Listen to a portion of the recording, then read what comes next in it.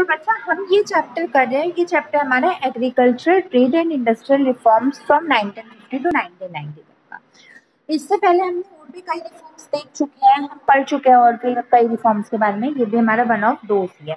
इससे पहले हमने कौन से रिफॉर्म्स के बारे में पढ़ा? Land reforms. टेक्नोलॉजिकल रिफॉर्म्स में से जो वन ऑफ द काइंड था, इसका H5V सीड्स के बारे में डिटेल में मैंने आपको अपने प्रीवियस लेक्चर में बता दिया था, बट इतना तोड़ तोड़ के और इतना ज्यादा डिटेल में करने की नीड नहीं है, बिकॉज ये टर्म वन का चैप्टर है, टर्म सेकेंड का।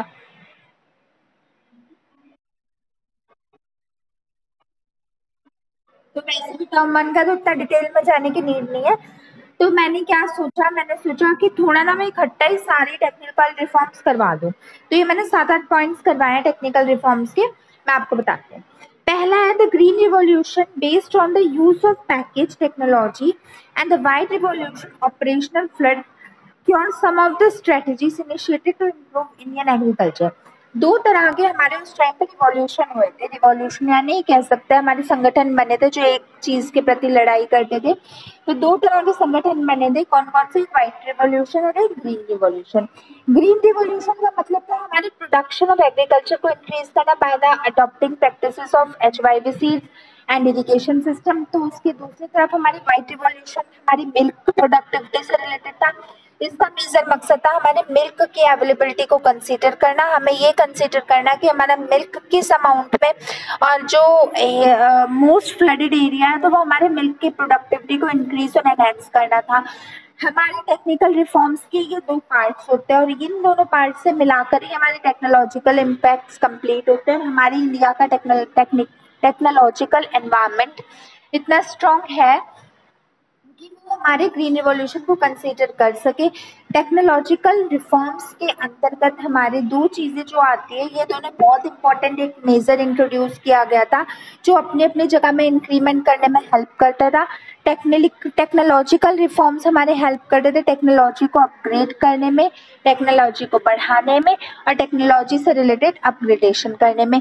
इसमें जो हमारे ग्रीन रिवॉल्यूशन और वाइट रिवॉल्यूशन हमारे one of the big basic steps थे जिनके थ्रू अपनी अपनी फील्ड में डेवलपमेंट पॉसिबल हो पाया था। इतनी बात समझ आई? Second, introduction of high variety yielding seeds, chemical fertilizers, insecticides and pesticides. जो हमारे HYV seeds, irrigation system, insecticides, pesticide, ये सब जो हमारी सारी चीजें थी, इसका इंट्रोडक्शन भी हमारा हुआ था, वो भी हमारे इम्प्रूवमेंट करवाने के लिए ही एग्रीकल्चर सेक्टर में। ये भी हमारा टेक्नोलॉजिकल रिफॉर्म के अंतर्गत ही आता है। इसका भी मेन मकसद यही होता था हमारे ओवरऑल इंक्रीमेंट करना हमारी सोसाइटी में। टेक्नोलॉजिकल रिफॉर्म्स में सबसे बड़ी बात ये आ जाती है कि आपका काम किस स्पीड पकड़ता है, मतलब what is the way in which you can enhance the speed of your production। आप अपने प्रोडक्शन की स्पीड किस तरीके से बढ़ाते हो, वो हमारा टेक्नोलॉजिकल रिफॉर्म के अंतर्गत आ जाता है। अब इसमें हमारे जो HYV सीड्स थे, केमिकल फर्टिलाइजर थे, इंसेक्टिसाइड और पेस्टिसाइड थे, इन सब की यूसेज करने से हमारे जितने भी लॉसेस थे वो कवर अप हो गए, हमारी ओवरऑल डेवलपमेंट हुआ हमारी एग्रीकल्चर सेक्टर में। Then improved in tools and mechanisms. The drawn plow is row gradually being replaced by the tractors with the detachable parts like harrow, tiller and other parts of harvesting। पुराने जमाने की harvesting system में एक फावड़ा हुआ करता था, उसके थ्रू हमारे जो ट्रेडिशनल था उससे सारा मैनुअली हमारा जो फार्मर था, हमारे देश का किसान, वो काम करता था। बट अब उस ट्रेडिशनल चीज़ को रिफॉर्म करा गया, उसे इम्प्रूव किया गया, इनोग्रेट किया गया और कई सारे ट्रैक्टर्स का यूसेज करने लगे। आप मुझे बताओ, जो ट्रैक्टर्स है, जो मैनुअल ड्रिल या थ्रेशर हो, उनका काम क्या होता है?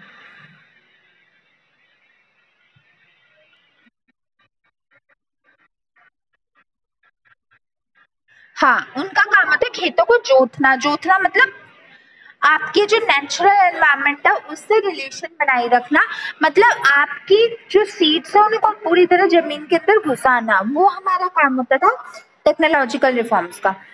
अब क्या बात है कि जो हमारे टूल्स, किसी भी काम को करने के लिए इम्प्रूव्ड टूल्स काफी इंपॉर्टेंट होते हैं।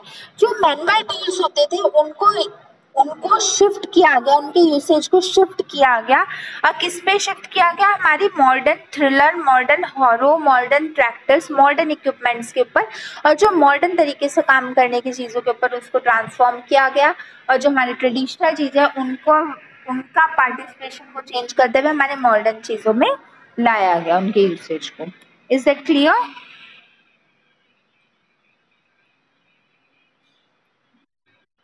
Next is transport and communication. The technological revolution has also benefited agriculture sector. हमारे इस agriculture sector में भी काफ़ी benefit हुआ है इससे. Farmers are not able to take their surplus from produce to market. जब तक हमारे पास ट्रांसपोर्ट नहीं थे और कम्युनिकेशन फैसिलिटीज नहीं थी, तो जो हमारा फार्मर जिस जगह का था वो अपने क्रॉप्स को सिर्फ उसी जगह में बेच सकता था। भले ही उसकी प्रोडक्टिविटी ज़्यादा भी हो तो भी उसकी रीच ज़्यादा नहीं थी, वो उसकी रेंज ज़्यादा नहीं थी।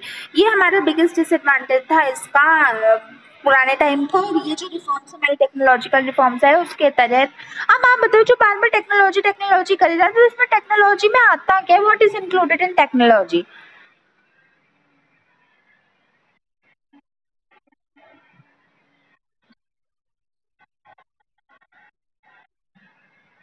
न्यू चीजें, न्यू इनोवेशन।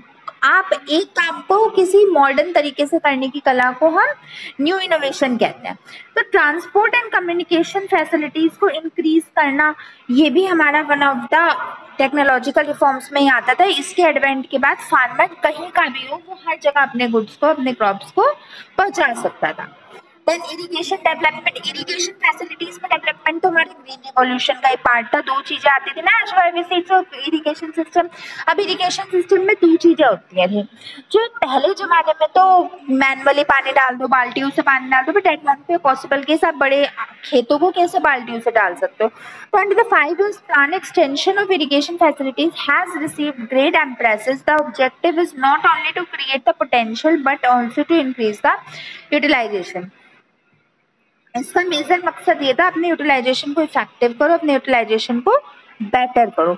इसका मेन मकसद था कि how to get your things better, अपने काम को बेटर तरीके से कैसे किया जाए। इसका मेजर मकसद था कि मतलब आप अपने जो खेत है उनको किस अकॉर्डिंगली पानी प्रोवाइड करते हो। दो तरह के सिस्टम इंट्रोड्यूस किए गए थे, वो मैंने इसमें मेंशन नहीं किया, मैं आपको थरली बता देती हूँ। एक स्प्रिंकल सिस्टम, एक ड्रिप इरिगेशन सिस्टम। स्प्रिंकल और ड्रिप इरिगेशन याद रहेगा। स्प्रिंकल सिस्टम में क्या होता था, इसमें एक लंबी सी रॉड होती थी और उसके ऊपर एक गोला होता था, एक गोला गोल राउंड चीज होती थी, और उसका काम क्या होता था, पूरे खेतों में गोल गोल गोल गोल गोल गोल गोल के पानी प्रोवाइड करना पूरे खेतों में। वो एक जगह रख देते थे। मैं आपको, जैसे फुहारा होता है ना, फाउंटेन, वो उसके प्रिंसिपल पे काम करता था। बस वो गोल गोल घूमता रहता था। अगर उसे एक जगह रख दो तो वो काफी अपने आसपास के एरिया में वाटर प्रोवाइड कर देता था। और ड्रिप इरिगेशन का मतलब होता था जो पानी की जो कनेक्शन होता था, जैसे रिवर मान लो या जो भी उनका सोर्स था वाटर का, तो उसे जमीन की जड़ों तक पानी पहुंचाता था। मतलब जड़ों के अंदर कोई पानी प्रोवाइड नहीं करता था। एक टूटी खोल दी, टैप खोल दी, और वह बिल्कुल पानी जड़ों के अंदर पहुंचाया करता था। तो ये था हमारा ड्रिप इरिगेशन। ड्रिप मतलब रूट्स पे पानी पहुंचाना, और स्प्रिंकल सिस्टम यानी राउंड राउंड घूम के पानी को पहुंचाना। तो ये दो इनोवेशंस हमारे किए गए थे, दो मेजर इनोवेशंस किए गए थे, जो कि थे हमारे as a part of irrigational development या technological development. Clear? Next is special weather bulletins. Special weather bulletins are now being, one second, broadcasted and telecasted on radio and television respectively. Then bulletin have greatly benefited to the farmer in scheduling their crop production program.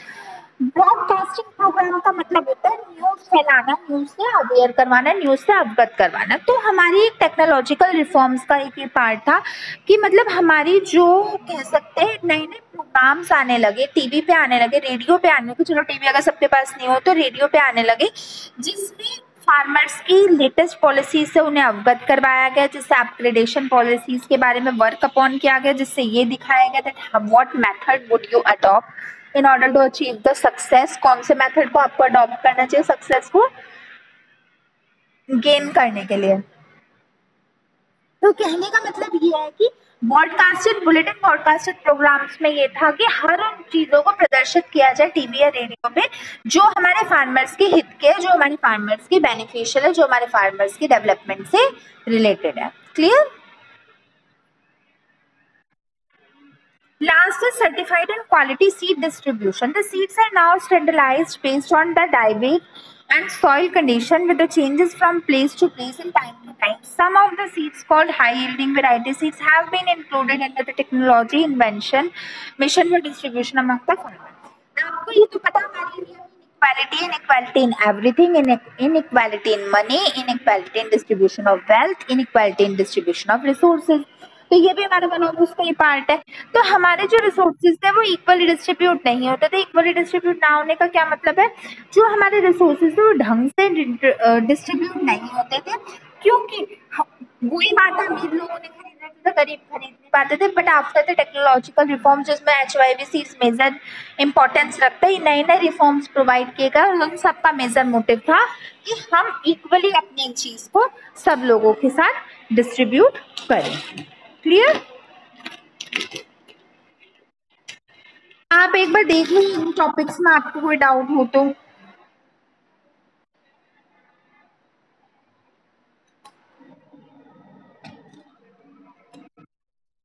Okay, then that's all for today.